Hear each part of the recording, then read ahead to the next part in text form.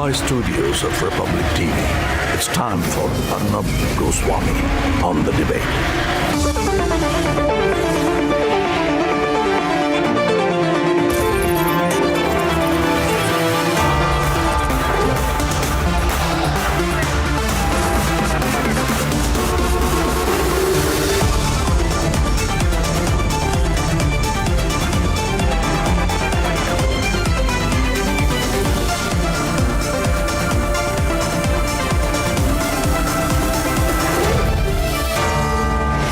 Arnab Goswami on the debate at 10. Powered by Century Pro Wood and Panasonic. Co-powered by IndusInd Bank.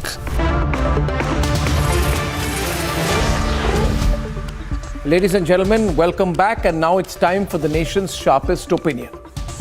Very often, when there are decisions which are taken, there is a quick Twitter response on it saying that this particular decision is pro-majority or it is anti-minority, and hence by supporting this kind of decision, the BJP government in particular in center or in the state is being anti-minority. This is exactly the kind of argument that we saw over the last 48 hours when the BJP government in poll-bound Karnataka announced its decision to scrap the 4% quota for minorities and taking that 4% quota and adding it to the existing quota of Vokkaligas and Lingayats. Now viewers, Amit Shah said this move is constitutional. His critics say it is unconstitutional. They say it is anti-minority, and let me be specific, they say that this is anti-Muslim. But is it really? On the nation's sharpest opinion, I have just one thought. Do we ever do any legal fact-finding, any legal research or any legal study before coming to conclusions and saying so-and-so move is anti-minority? If that is the case, ladies and gentlemen, if I can prove tonight that the idea of religious quotas is itself anti-constitutional, against the constitution, and therefore one can argue that when the 4% quota came about, was it anti-majority because it took away from the existing jobs or quotas which would have been available for the majority community.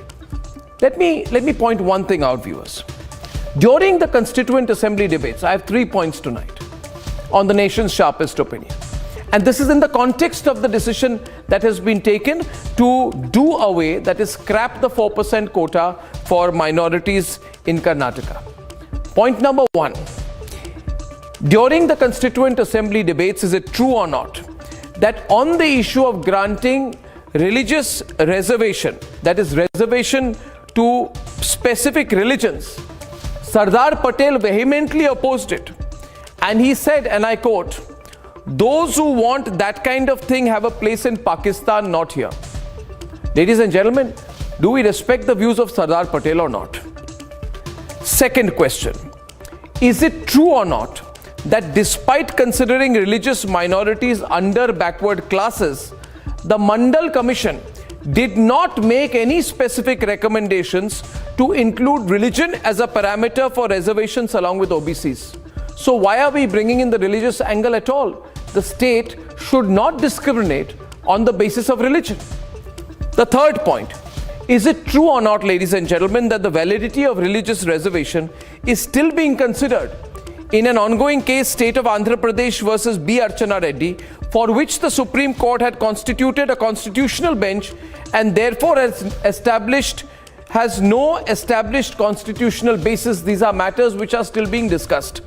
Point I'm trying to make, viewers, before we say that what the Karnataka government has done is anti-minority, do we ever consider the fact whether reservations for minorities themselves or reservations in the name of religion themselves are themselves constitutional or unconstitutional? Ladies and gentlemen, in the politics of it, I always believe we must also look at the constitutional provisions of these matters. Otherwise, we'll have a sort of unresearched Twitter kind of debate, which we must avoid. Now, having said that, let's debate. In poll-bound Karnataka, the BJP revoked the recognition of Muslims as a backward class. We have increased their reservation from 5 to 7.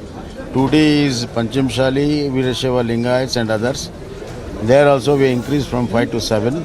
And this has come from 2B, where religious minorities were holding it. But as per constitution and judgment of 7 judgment of Andhra Pradesh, we have shifted them to EWS, economically weaker section, and this 4% has been distributed. The BJP claims the move has constitutional backing. ये Congress party ने vote bank को खुश करने के लिए 4% minority reservation लगाया था, उसको हटाकर 2% वोकलिका और 2% हमने वीर शैव और लिंगायत को देने का काम ये Bharatiya Janata party. And it has become the biggest flashpoint. The reservation in Karnataka is a mockery. It is an unconstitution. It is an unconstitution. They think that reservation can be distributed like their property. It is not their property. It is a right. While the SDPI has taken to the streets in protest, extra reservation देना ये नाइंसाफ़ी है. तो इसके तहत social democratic party of India एहतजाज दर्ज की है कि ये जो नाइंसाफ़ी है सिर्फ एक इलेक्शन गिमिक है. the quota rejig has also led to an agitation by the Banjara community against internal quota for SCs. Banjara ಸಮಾಜದಲ್ಲಿ ಏನೋ ತಪ್ಪು ಗ್ರಹಿಕೆ ಆಗಿರ್ಬೋದು, ಅದನ್ನು ಸರಿಪಡಿಸುವಂತ ಪ್ರಯತ್ನ ಮಾಡ್ತಾರೆ. The Vadra Congress is levelling an appeasement charge. The modern day Shakuni of Karnataka, Shri Basavaraj Bommai and BJP, they are dividing the SC/ST communities. They deceive and defraud Vokaliga community. They deceive and defraud Lingayat community. They deceive and defraud Muslim minority community. And the biggest betrayal is also with SC/ST community. But who is appeasing and who is dividing in the poll-bound state? Let's debate.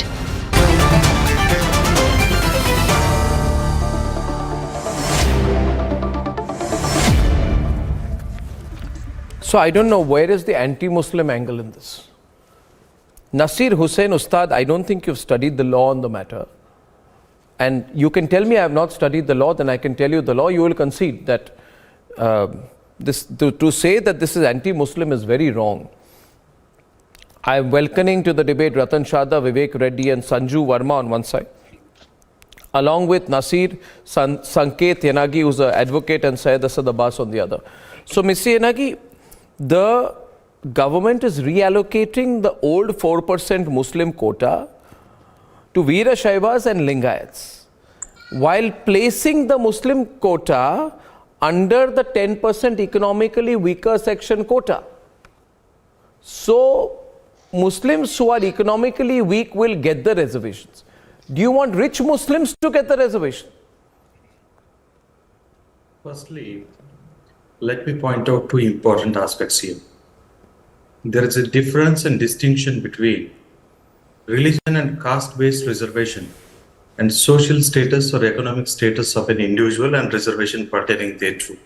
Both cannot be equated with.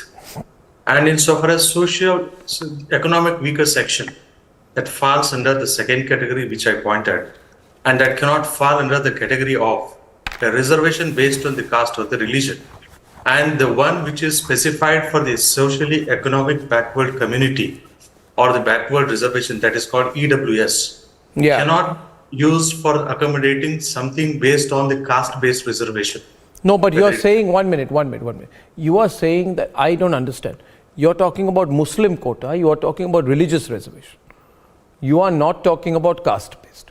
So what you are asking for is reservations for Muslim community, and you know that that is not proper, it is not constitutional. Vivek Reddy, is it constitutional to have religious quotas?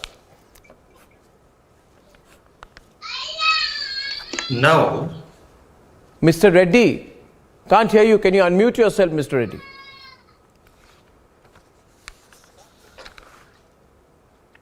Mr. Reddy? I don't think he can hear me yet. Sanju is responding. Yes, Arnab. Okay, Mr. Reddy. Arnab. Mr. Reddy, he says that he is talking about caste-based reservations. He is saying that you are denying reservations to certain Muslim castes or subcaste. Is that what you're saying? Yes. That's what he's saying. Well, no. Yeah. See, Sanket has missed the whole basis of reservation. The whole logic of reservation is that exploited classes within the Hindu denomination over centuries had to be uplifted. So at the time of commencement of the constitution, they decided that there should be some sort of an affirmative action. And Correct. Article 15 and 16 encompass this affirmative action. Correct. They said that they are going to uplift these classes by introducing this sort of a special reservation for them. So it was never meant for people from other religious denominations who had not faced any challenges of exploitation. This is number one. Second, Arnab, if it is based on the Hindu caste, then Hindu caste must benefit this affirmative action. They must be a part of this affirmative action. It is not meant for people from other religious denominations. That is why in 1994, there is a history here, a special history for Karnataka. In 1994, when they introduced this reservation in Karnataka, hello? Yeah, Yes, I can hear you. I lost 1994 your video in between, but Yes, please continue. Yeah. When they, for the first time, the Congress doled out a political gift in 1994, Yeah. creating this 4% reservation amongst the Muslims. When they did Which this, is there not was no constitutional. statistical backing. Yes, it was totally unconstitutional because they could not bring religious denominations within that quota. And there was no statistical background or basis on which they did it. No, you see, And today I on a moot point, on a national level, Nasir Hussain Ustad, and then I'll get Sanju to come in. Religion should not be the basis of reservations. Reservations should not be religion-based. To make reservations religion-based is to go against the spirit of the Constitution of India. Then democracy will be in danger. You see, why do you want to put democracy in danger? Why do you want to put the Constitution in danger? Why should religion be the yardstick for reservation? Just argue on that point. Now, let me come in, Mr. Arnab. Here, the backward class quota established in Karnataka is for more than 30 years now. Since 30 years, it has been coming up. Now, overnight, it is a settled law. To be precise, it has been followed since 30 years. Now, explain settled law. Settled because we have been practicing this since 30 years now. If something wrong has been going on for 30 years, it is settled? No. Okay, Mr. Arnab, you tell something is wrong is going on.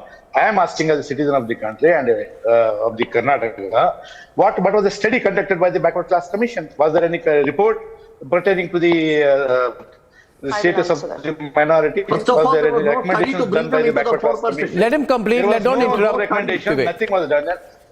Was there any fresh study over the condition of the minority? This law was established by our ex-Prime Minister H.D. Devegowda on the basis of the economical and social status of the Muslims in the state. So it is appeasement. The then police chief's report. So it was appeasement. No, it's not. I want to answer. Your audio went off, sir. Just unmute yourself again. Nasir? Nasirji, just unmute yourself. I lost your audio there. Unmute yourself, yeah. No, I lost you there. Okay, I lost his video also now. Can I come in? No, 1 minute. Go to a moot point. We can keep debating this. Religious quotas are not valid. You've got to understand that. Quotas are not meant to be religion-based. Come to the moot point. Debate that with me. Don't beat around the bush. Sanju is on the debate. Just argue on that. Thank you. It's simple enough. Okay. Arnab, I want to start the debate by first laying down the bare facts. And under Article 15(4) and Article 29 of the Constitution, both these articles, if you read them together, they say that nothing in Article 15(4) and under Article 29 of the Indian Constitution stops the state governments from giving quotas for marginalized communities, the scheduled castes and scheduled tribes, and it is the state government's prerogative to do so. This is mentioned in as many words. So the first question as to whether the Bombay government in Karnataka has the right and the prerogative to move the quota for Muslims to the EWS category, yes, the Bombay government has the right and it is its prerogative. Now, whether religion-based quotas are legal simply because they existed since 1994, to say that they are legal, can I please finish? Simply because they existed since 1994, that does not make them legal. And I will just quickly end by saying one very important thing. Arnab rightly mentioned, there was the Miller Committee report in 1918, 1918. There was the Nagan Gowda Committee report in 1961. There was the Havanur Committee in 1975. There was the T. Venkataswamy Committee in 1983-86. And there was the Chinnappa Reddy Committee report in 1988-1990. And all these committees, please let me finish. All these committees agreed on one thing. They said, yes, it is true that Muslims are underrepresented in educational institutions, in government offices and in police forces. But none of these committees said that en masse, the entire Muslim bloc in Karnataka can be categorized as socially and economically backward. That is precisely what the Bombay government is saying. Muslims will continue to get reservation but not under the 2B category. No, that is the whole thing. So very good point. 1 minute. So the point here being, it's very reasonable point, Syed. You can't en masse say all Muslims are backward. Then you are treating Muslims like a vote bank, and it's classic appeasement vote bank politics, which the Muslim community itself, I'm sure, is not satisfied with. Okay, now Mr. Abbas, Nasir, you are saying something. I want to challenge you on one point. Nasir Hussain, Sanket Yanagi or Syed Abbas, between three of you, can you quote one judgment of any court which says that religious quotas are justified and which says you can take the entire religion and put it up for quotas? Just quote one. The reservation done in Karnataka, and I'm telling you. No, quote one judgment for me. Nasir, quote one judgment for me. There is no point of discussing about the court judgment. There cannot be any caste-based reservation. That is the law. I am telling you, the 4% reservation in Karnataka was done to the minority community on the basis of the economic happiness. No, Nasir, see, I am arguing legally. I am arguing legally, I'll get Sanket and Syed. No, I want to cut the chase on this. I am saying to you tonight, Nasir, do not do a disservice to the Muslim community. Do not do a disservice to the Muslim community by saying entire Muslim community is backward. Entire Muslim community is not backward. Some people within the Muslim community may be economically backward. They must be the beneficiaries of quotas. You can't take the entire Muslim community because you want to treat them like a vote bank. Stop treating the Muslim community as a vote bank, Nasir. Unnecessarily, now the Bharatiya Janata Party is playing an evil game. The law of the social justice. Now we are not playing. No. Are you saying the entire Muslim community is backward? Definitely, the majority of the Muslims are backward. No, majority means what percentage? What percentage on what basis? Ratan Sharda is on the debate now. My simple question, see, it is a political debate. Let us not try to cover it up under legalities, because legally, when he is calling a secular state, when the reservations are meant for backward castes of Hindus because they are supposedly oppressing people, then people who claim to be very elite, like Muslims and Christians who believe that don't believe in caste, how can they demand reservation on the basis of caste, first of all? Secondly, backward Muslims and scheduled caste, scheduled Muslims are getting reservations in many states, in center in many cases. So can't claim the entire community. Are you saying the entire community of Karnataka of Muslims is backward? Are you saying Azim Premji is backward? Are you saying ID founder Mr. Mustafa is backward? So what? No, under your logic, Mr. Azim Premji would be. Are you saying, according to your logic, the Premji family would be eligible for quotas? 2% very importantly, when 1/3 of land was given to particular minority to take care of social and economic well-being, where are other minorities? Why you talk about Christians, Sikhs, Jains, Buddhists or anybody? Why minority is reduced to Muslims? What about other people, other genuine minorities? A second The debate is hot right now, viewers. The debate is hot. The debate is hot. 1 minute. Okay, Syed Abbas. I believe you are. No, 1 minute. One minute. The debate is hot right now, No, viewers. Mr. Abbas, are you backward? Do you need The reservations? 4% from the backward quota from the Muslims. I will answer that. Arnab, can I come in and answer that, please? Okay, 1 minute. I'll get Syed Abbas on one side with Sanket. One minute. Syed and Sanket. Coastal belt of Karnataka is backward. Does know that the entire western belt of Karnataka is under prosperous. Allow me to kindly answer. Are you calling them backward? Are you telling that they need economic reservations? Allow me to answer Ratan Sharda, please. Yes, Abbas, tell me, Abbas, as a Muslim from Karnataka, Ratan Sharda, 1 minute. As a Muslim from Karnataka, you are eligible for quotas. And according, you would be eligible for quotas. You're a fairly prosperous fellow. You don't need quotas, do you? Should you or members of your family be eligible for quotas? Thank you. Should you or members of your family be eligible for quotas? Thank you. Now let me Should you or members of your family be eligible for quotas? Thank you. I'm absolutely not eligible for the quota.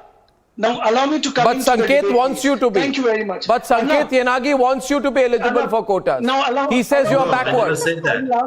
I will answer my friend Yanagi. I will answer Sanju Verma. That is what you mean. I will answer Ratan Sharda. Arnab, let us speak about the timing of this. Let us speak about the appeasement. Let me agree with you on the front that Congress has gone out of its way in appeasement politics. But look at the timing, Arnab. Let me quickly give a history of Karnataka politics. 3 times Yediyurappa has been the chief minister since the announcement of this reservation for Muslim. D.V. Sadanand Gowda of BJP has been the chief minister. Also, H.D. Revanna has been the chief minister. For the last 30 years, BJP did nothing about it. Samsu gya tha. They want to do it now. So why? what? Because We did it the now. BJP is losing the election. So what? The BJP is losing the election. No, Sanjay is not fair. Arnab, I will not speak. Why should you don't question the interfere when I timing? speak. Why should you you interfere question when the I timing? speak? It is Allow our me to speak, Arnab. Arnab, It allow is me to our speak. prerogative. Arnab, You are not in power. Arnab. When you come to power, you make the decisions. Today BJP is in power. BJP will make the decisions. Get that loud and clear. Say the boss. Just because something existed for 30 years, Sanjuji, I did not speak when you spoke. Kindly don't be uncouth. Kindly behave yourself. Behave yourself. Allow me to speak. Arnab, I will not speak if this lady speaks. The question goes, I have 1 minute. I am also saying this. 1 minute. My question to Sanju is a takeoff from what you said. Sanju. Arnab, please allow me 30 seconds. No, but I want her to answer your question. No. 1 minute. My question is also on timing. My question is also on timing. Arnab, allow me 30 seconds, Arnab. Please allow me 30 seconds. Please. Thank you, Arnab. Thank you. Okay, Arnab, the fact of the matter, let me just clear it out to you how this is a move of appeasement politics by BJP. Arnab, you want to the BJP remove the 4% of Muslim reservation? Okay, do it. Supreme Court has capped the reservation at 50%, but they have still kept it as 56%. But what do? They take the 2%, appease the Vokaliga committee. They take the 2% of Muslim, appease the Lingayat committee. Arnab, Vokaliga and Lingayat are the largest vote bank of Karnataka. This is an appeasement move. This is a polarizing move. This is an election move. I challenge today. I challenge Sanju Verma today. I challenge Sanju. Okay, only Sanju, please. I can't hear. Why did make this move? Why did Sadanand Gowda make this move? You have to give me time. You can't get people on your show and not give the Okay, now, Asad, I gave you 30 seconds and you took it. The question must be asked too, and I agree with you. Syed, thank you. I agree with you. Please, just let me articulate it. You see, if you are saying Congress was appeasing the Muslim community, who are you trying to appease if you are increasing the Lingayat reservation share by 2% just 1 month before the elections? Because there are 120 Lingayat influence seats. You have added 2% to the Vokaliga reservation 1 month before the elections, because Vokaliga dominated area of Old Mysore, where the party won only 9 out of 59 seats in 2018. You are in a bad situation there. This time the only way to save it is by adding 2%. on a principle, I am agreed that reservations for minorities is not constitutional. But you know, you are announcing new subgroups of OBC reservation for dominant caste of Lingayat and Vokaliga, both of whom are dominant caste, by the way. I'm an anthropology student, I know that. 2 months before the elections, you must also be honest and say, Arnab, we are doing the same thing in another way. We are using quotas to improve our electoral prospects. Okay, Arnab, let me be very clear.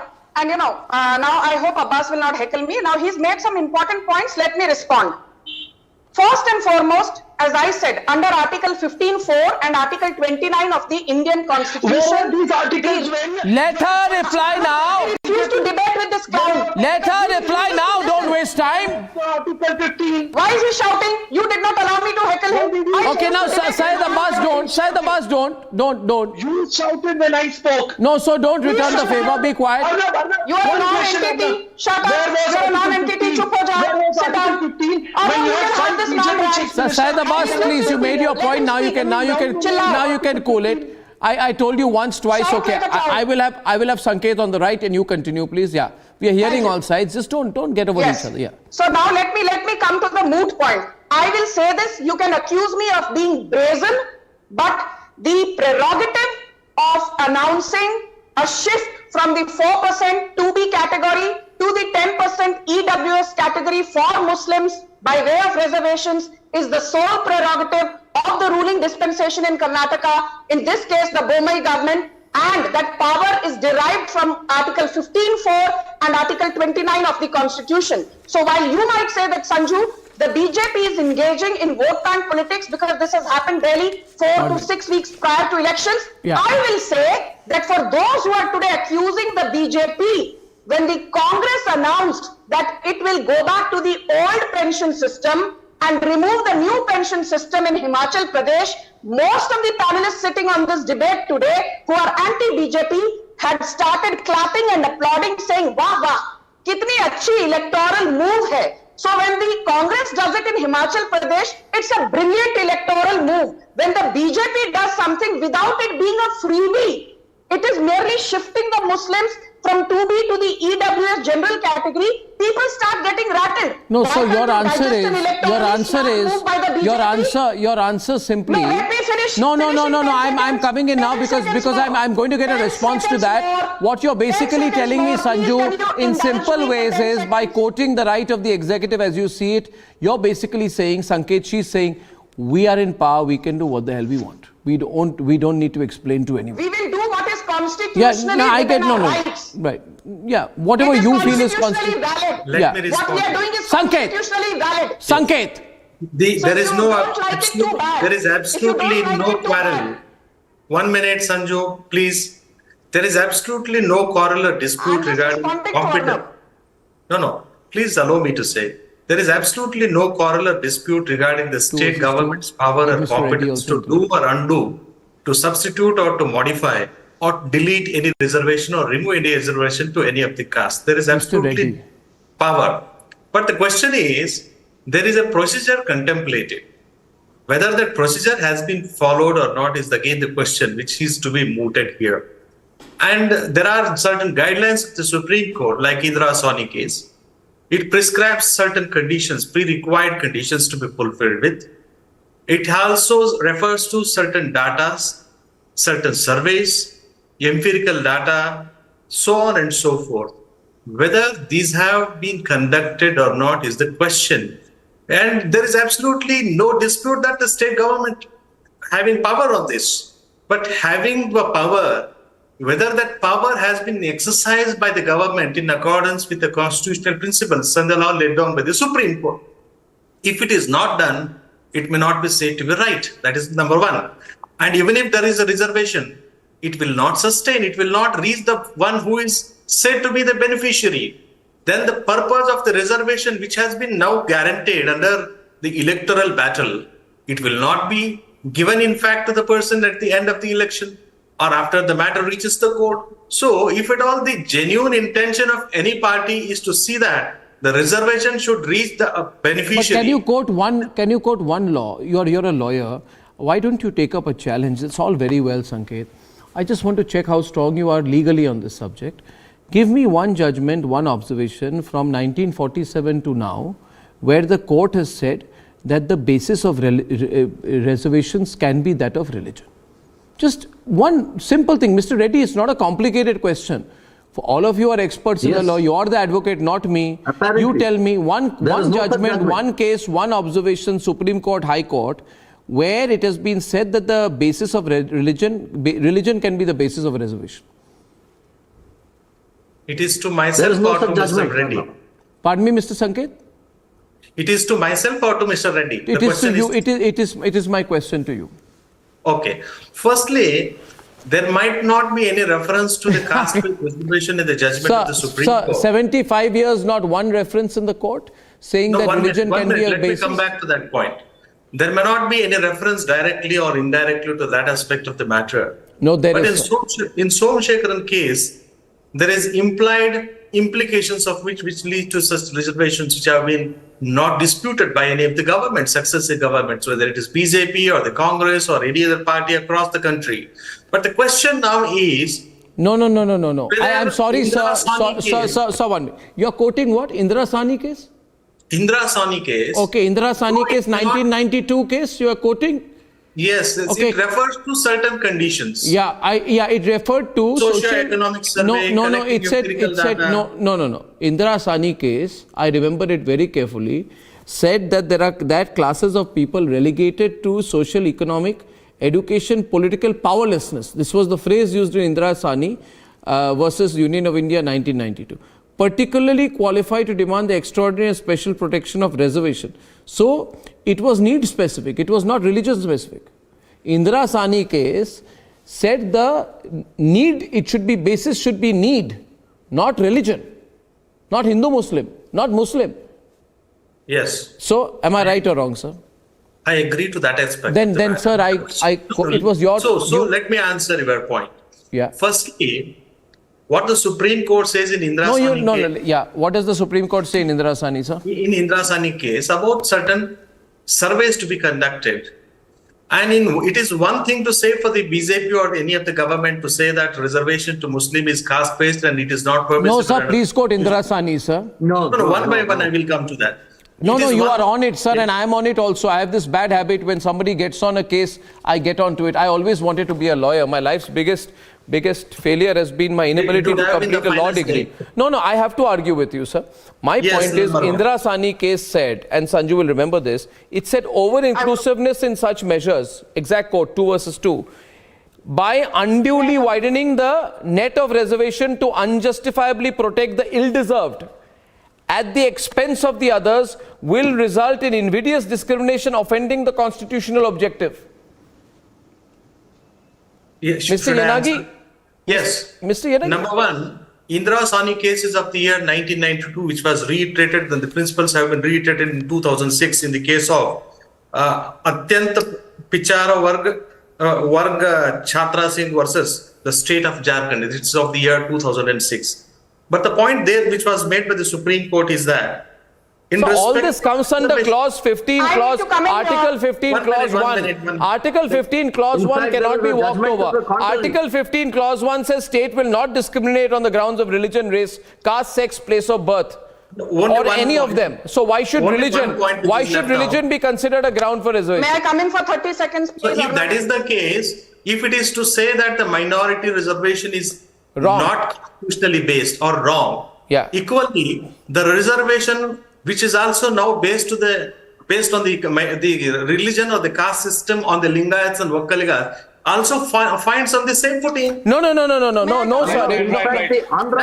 Mr. Reddy is on the debate. Mr. Reddy is countering.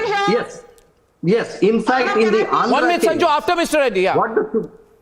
Yes, 7 judges bench of the Andhra High Court have held, after elaborate deliberation, they have held that a religion-based OBC quota is totally antithetical to the Constitution. It is totally unconstitutional. The Andhra government took it up in SLP before the Supreme Court. A specific pointer was posed before the Supreme Court that it has to be stayed because the issue was the constitutionality of the Muslim quota in an OBC division. The Supreme Court said there is no stay. No stay will be granted. So the law as it stands today in the whole of India is... No, I have a more, if you want to even, I'm saying, okay, that point is say, some people are saying, Arnab, you are arguing too technically, too legally. I argue politically. I have disagreed with Jawaharlal Nehru. I feel that, you know, if he was he's the Prime Minister of India, he got his economic, political and certainly his foreign policy wrong. But in 1961, he said that I am really upset. He said, I am grieved to learn how far this business of reservation has gone based on communal considerations. Even Jawaharlal Nehru was completely opposed to the principle of religious reservation. Absolutely. Limited point. He was opposed to it. Absolutely. Make a limited point, And then how is this Vadra Congress now going for religious reservation? Arnab, I need to Correct. make a pertinent That's the point. Yeah, Sanju. And thank you. And there is one Arnab, other... Sanju's turn now. We get a Please, let me come in. Thank you. Arnab, you know, I think a lot of people here have been going in circles and in rigmaroles. You asked a very pointed question.